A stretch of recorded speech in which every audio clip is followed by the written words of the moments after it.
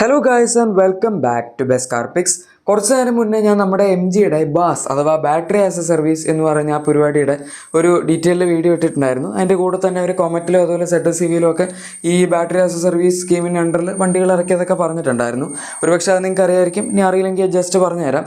നമ്മുടെ comet EVയുടെ BAAS പ്രോഗ്രാമിൻ്റെ അണ്ടറിൽ പ്രൈസ് വരുന്ന 4.99 lakhs ആണ് സ്റ്റാർട്ടിങ്. ഇനിയിപ്പോൾ നിങ്ങൾ ZSCV എടുക്കുകയാണെങ്കിൽ അതിൻ്റെ പ്രൈസ് വരുന്നത് 13.99 lakhs ആണ്.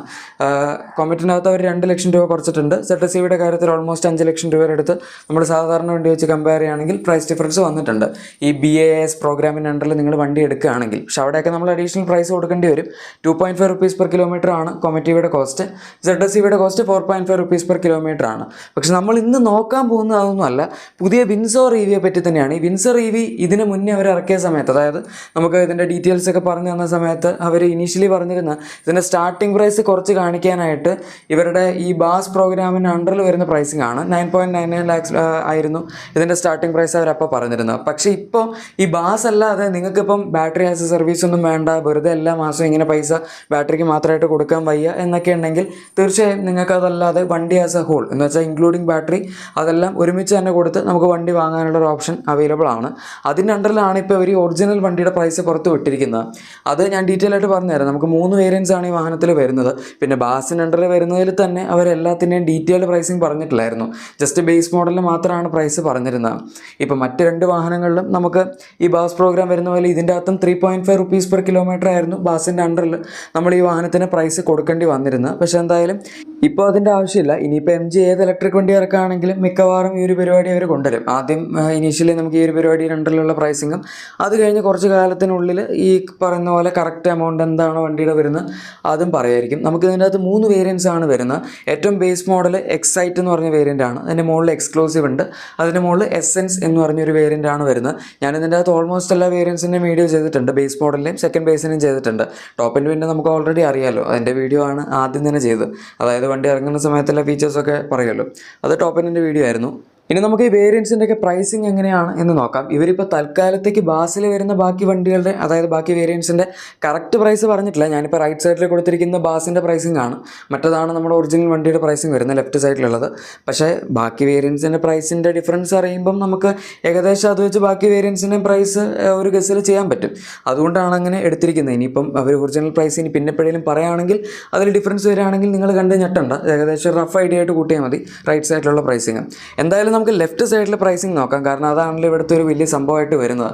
ഇത് നിങ്ങൾ ബാറ്ററി ഇൻക്ലൂഡ് ചെയ്ത് വാങ്ങുകയാണെങ്കിൽ 13.49 lakhs ആണ് ഇതിൻ്റെ ബേസ് മോഡൽ എക്സൈറ്റിൻ്റെ എക്സ്ഷോറൂം പ്രൈസ് വരുന്നത്. ഓൺ റോഡ് ഏകദേശം 1.2 lakhs അടുത്ത് അഡീഷണൽ കൊടുത്താൽ മതി. ഇലക്ട്രിക് വണ്ടി ആയതുകൊണ്ടും ഈ സൈസ് ആയതുകൊണ്ടും ഭയങ്കര അഡീഷണൽ പ്രൈസ് അതിന് വേണ്ടി വരുന്നില്ല. അതുപോലെ എക്സ്ക്ലൂസീവിലേക്ക് വരുമ്പോൾ 14.49 lakhs ആണ് നമുക്ക് അവിടെ വരുന്നത്.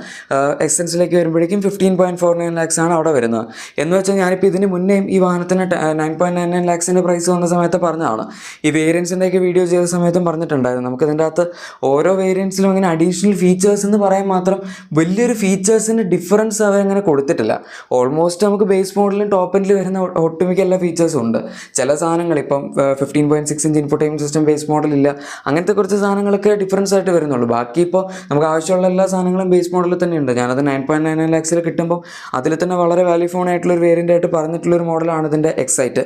ഇപ്പോൾ 13.49 lakhs എടുക്കുകയാണെങ്കിൽ തന്നെ നമുക്ക് നല്ല വാല്യൂ ഫോണിയായിട്ട് പറയാൻ പറ്റുന്നൊരു മോഡലാണ്. ഇപ്പോൾ ഈ ബാസ് അല്ലാതെ എടുക്കുകയാണെങ്കിൽ 3.5 lakhs ആണ് നമ്മൾ ഇതിനു വേണ്ടി അഡീഷണൽ കൊടുക്കേണ്ടതായിട്ട് അവർ പറയുന്നത്. പിന്നെ ഈ 1 lakh പ്രൈസ് ഡിഫറൻസ് നോക്കിയാൽ നമുക്ക് ജസ്റ്റിഫൈ ചെയ്യാൻ പറ്റും. കാരണം അത്രയൊക്കെ പ്രൈസിൻ്റെ ഒരു ഡിഫറൻസിനനുസരിച്ചുള്ള ഫീച്ചേഴ്സ് കൊടുക്കുന്നുണ്ട്. ഇപ്പോൾ ബേസ് മോഡൽ നമുക്ക് അലോയ് വീൽസ് ഇല്ല, 17 inch വീൽസ് ആണ്. പക്ഷേ എക്സ്ക്ലൂസീവിലേക്ക് വരുമ്പോഴേക്കും 18 inch അലോയ് വീൽസ് വരുന്നുണ്ട്. പുതിയ 15.6 inch ഇൻഫോർടൈൻമെൻറ്റ് വരുന്നുണ്ട്. ബേസ് മോഡൽ 10.1 inch ആണ്. അങ്ങനെ കുറേ ഡിഫറൻസ് ഞാനിപ്പോൾ വേരിയൻസിൻ്റെ വീഡിയോ ഡീറ്റെയിൽ ആയിട്ട് ചെയ്തിട്ടുണ്ട്. നിങ്ങൾക്ക് അത് ജസ്റ്റ് കണ്ടു കഴിഞ്ഞാൽ എന്തൊക്കെയാണ് ഓരോ വേരിയൻസിലും വരുന്ന ഫീച്ചേഴ്സ് എന്നൊക്കെ മനസ്സിലാക്കാൻ പറ്റും.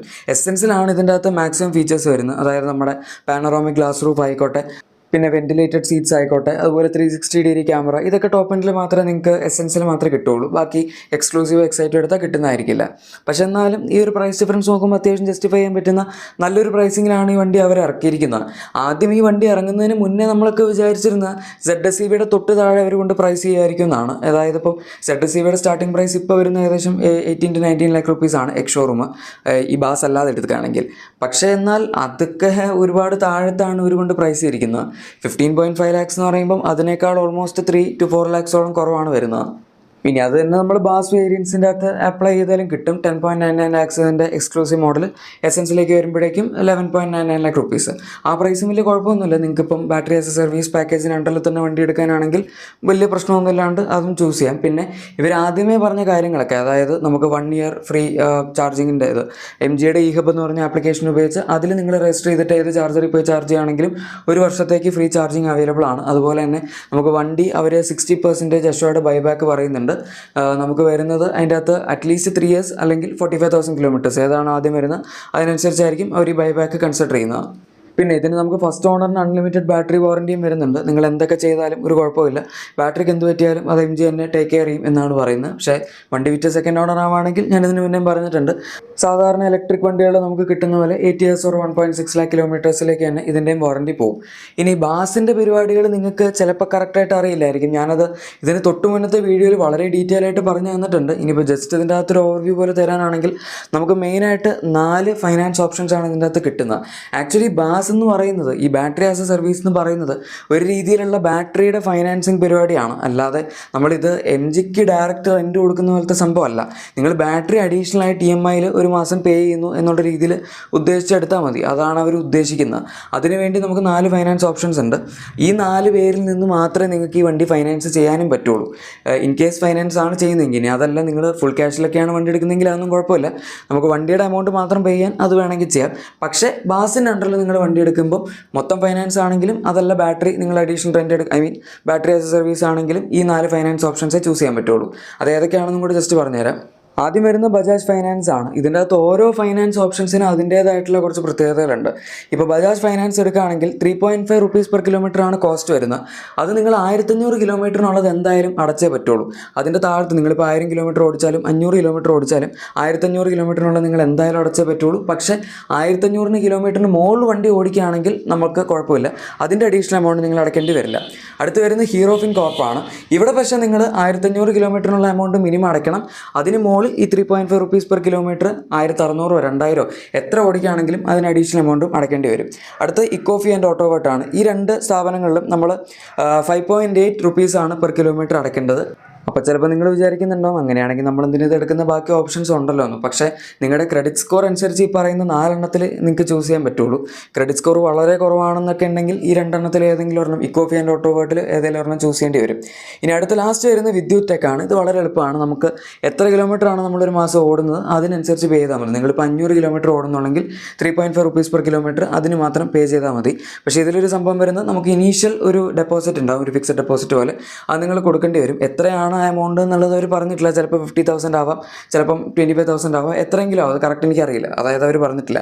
പിന്നെ ഭൂരിഭാഗം ആൾക്കാരുടെയും ഒരു മിസ്കൺസെപ്ഷനാണ് നിങ്ങൾ ജീവിതകാലം മൊത്തം ഈ പറയുന്ന പോലെ എല്ലാ മാസവും പൈസ അടച്ചുകൊണ്ടിരിക്കേണ്ടി വരുമെന്ന്. അതിൻ്റെ യാതൊരു ആവശ്യമില്ല. ഇതിനൊരു ടെന്യൂർ അവർ പറയുന്നുണ്ട്. നമ്മൾ സാധാരണ EMI എടുക്കുമ്പോൾ 5 വർഷത്തേക്ക് 7 വർഷത്തേക്ക് എന്നൊക്കെ പറഞ്ഞ് എടുക്കില്ലേ, അതുപോലെ തന്നെ ഇതിന് 3 വർഷം അല്ലെങ്കിൽ 5 വർഷം എന്ന് പറയുന്ന 2 ഓപ്ഷൻസ് ആണ് അവർ തരുന്നത്. അതിലേതാണ് നിങ്ങൾ എടുക്കുന്നത് അത്രയും കാലത്തേക്ക് നിങ്ങൾ ബാറ്ററിക്ക് ഒരു മാസം പൈസ അടച്ചാൽ മതി. അത് കഴിഞ്ഞ് ബാറ്ററിയുടെ എമൗണ്ട് മൊത്തം കംപ്ലീറ്റ് ആയി എന്നും മനസ്സിലാക്കി കഴിഞ്ഞാൽ പിന്നെ നിങ്ങൾ അഡീഷണൽ എമൗണ്ട് അടയ്ക്കേണ്ട കാര്യമൊന്നുമില്ല. ഇനിയിപ്പോൾ നിങ്ങൾക്ക് 2 വർഷം കൊണ്ട് തന്നെ നിർത്തണമെന്ന് തോന്നുകയാണെങ്കിൽ ബാക്കി എന്താണോ ബാറ്ററിയുടെ എമൗണ്ട് പെൻഡിങ് ഇരിക്കുന്നത് അത് ഒറ്റയടിക്ക് നിങ്ങൾക്ക് അടച്ചു തീർക്കുകയാണെങ്കിലും പിന്നെ നിങ്ങൾ പെർ മന്ത് ഇങ്ങനെ എമൗണ്ട് അടയ്ക്കേണ്ടി വരില്ല. ഒറ്റയടിക്ക് വണ്ടി നിങ്ങളുടെ ആയി എന്ന് പറയാം. എന്തായാലും ഗായ്സ്, നമ്മുടെ MG വിൻസർ EVയുടെ പ്രൈസിനെ പറ്റിയുള്ള നിങ്ങളുടെ അഭിപ്രായം തീർച്ചയായും താഴെ കമൻസിൽ പറയാം. വീഡിയോ ഇഷ്ടപ്പെട്ടെങ്കിൽ ഉറപ്പായിട്ടും ലൈക്കും സബ്സ്ക്രൈബും ഷെയറും കൂടി ചെയ്തേക്കാം. നമുക്ക് മറ്റൊരു വീഡിയോയിൽ കാണാം. Thank you for watching my video and good bye.